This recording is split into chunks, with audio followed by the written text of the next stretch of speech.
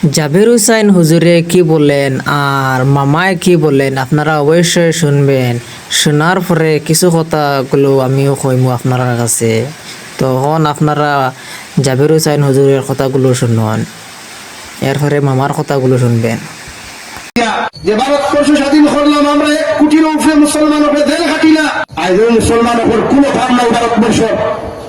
এটা 8 বছর একটা শিশু বাচ্চারে ছাড়িয়ে দেওয়া আমরা জয় শ্রীরাম বলার তাকিয়া, এর চাইতে নির্লজ্জ বেহায়া,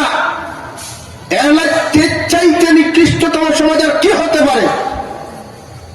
যে সমাজও মুসলমানরা স্বাধীনতা দিল ভারতবর্ষকে, মুসলমানরা আজাদ করলো ভারতবর্ষকে।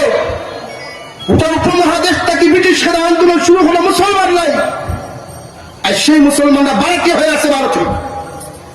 আর প্রশাসন শুধু আঙ্গুল চুষাচ্ছে আর কিচ্ছু করতেছে।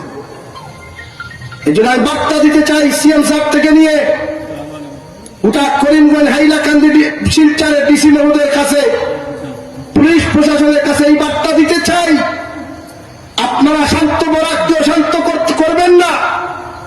ধৈর্যের একটা সীমা আছে। আমরা কিন্তু ধৈর্য করতে জানি, কিন্তু ধৈর্যের ভাত ভেঙে গেলে আমরা বসে থাকবো না, ঠিক কিনা ভাই? পুরা বলেন ঠিক কিনা? हम तो खोल के हिंदू का राजनीति करता हूं भाई, उसमें क्या प्रॉब्लम है? ये देश में हिंदू का मतलब क्या है? सबका साथ, सबका विकास, सब धर्म समभाव, हिंदू भारतीय है। तो अब हिंदू का राजनीति करने में प्रॉब्लम क्या है?